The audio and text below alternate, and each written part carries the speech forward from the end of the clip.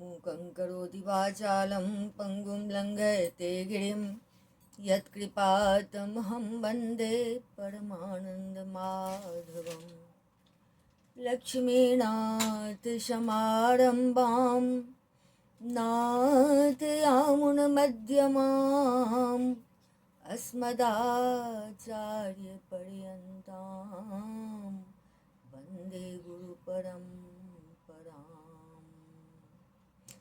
गुरुर्ब्रह्मा गुरुर्विष्णु गुरुर्देवो महेश्वरः गुरुर्साक्षात् परब्रह्म तस्मै श्री गुरुवे नमः। अखण्डमण्डलाकारं व्याप्तं येन चराचरं यत्पदं दर्शितं येन तस्मै श्रीगुरुवे नमः। सदा भवानी दाहिने षण्मुख रहत गणेश पंचदेव मिली रक्षा करे ब्रह्मा विष्णु महेश। तो आज होलिका दहन का दिन है। कौन थी होलिका? कैसे हुई होलिका दहन की शुरुआत? तो जानिए पौराणिक कथा के अनुसार हिरण्यकश्यप व उसके पुत्र प्रहलाद की कहानी सबसे अधिक प्रचलन में है। आइए जानते हैं इससे जुड़ी पौराणिक कथा के बारे में। देश भर में होली का पर्व बड़े धूमधाम से मनाया जाता है।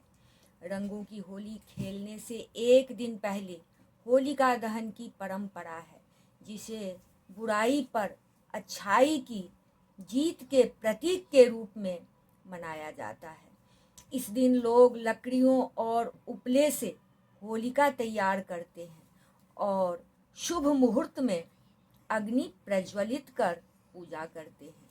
धार्मिक मान्यता के अनुसार इस दिन भक्त प्रहलाद को जलाने वाली होलिका स्वयं अग्नि में जल गई थी, जिसके कारण यह पर्व मनाया जाता है। पौराणिक कथा के अनुसार एक समय की बात है जब हिरण्यकश्यप नाम का असुर राजा अपने पुत्र प्रहलाद से नाराज था, क्योंकि वह भगवान विष्णु का परम भक्त था। हिरण्यकश्यप चाहता था कि उसका बेटा केवल उसकी पूजा करे, लेकिन प्रहलाद ने भगवान विष्णु की भक्ति नहीं छोड़ी। इससे क्रोधित होकर हिरण्यकश्यप ने प्रहलाद को मारने के लिए कई प्रयास किए। इस पे कवि ने कहा भी है कि भारत का सच्चा बच्चा तो वह कभी नहीं हट सकता है, मैं अटल भक्त हो कभी नहीं टल सकता है। प्रहलाद भक्त था 5 वर्ष का, पिता ने नीचे पटक दिया। प्रहलाद भक्त था 5 वर्ष का, पिता ने नीचे पटक दिया। उसी दिन पर लाखों सैनिक एक बार ही वार किया। हटा नहीं वह विश्व शत्रु पर, हटा नहीं वह विश्व शत्रु पर, पूर्ण विजय को पाता है। श्री नरसिंह कृपा से सुर मुनि त्राता वह कहलाता है।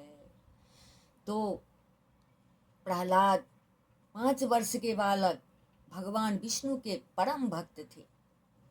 यह हिरण्यकश्यप को बिल्कुल नहीं भाता था। नाना प्रकार का प्रयास किया, कुछ भी नहीं छोड़ा। पहाड़ों से गिरवाया, धधकती हुई जलती हुई तेल में डलवाया, नाना प्रकार का कष्ट दिया, लेकिन जाको राखे साइया, मार सके न कोई, बाल न बांका कर सके जो जग बैरी होय। भगवान विष्णु की छत्र छाया जिसके ऊपर है उसे कौन मार सकता है। तो हिरण्यकश्यप बहुत चिंतित हुआ, क्योंकि उसके सारे प्रयास विफल हुए। अंत में एक बार हताश होके, दुखी होके बैठा हुआ था, तो उसकी बहन उसके सामने आई। तो आखिर में हिरण्यकश्यप ने अपनी बहन होलिका की मदद ली, जिसे वरदान था कि वह अग्नि में नहीं जल सकती।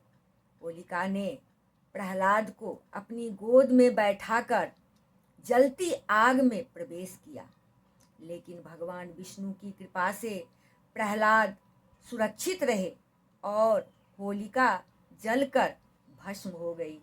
यही कारण है कि हर साल बुराई पर अच्छाई की जीत के प्रतीक रूप में होलिका दहन किया जाता है। बोलिए भक्तवत्सल भगवान की जय।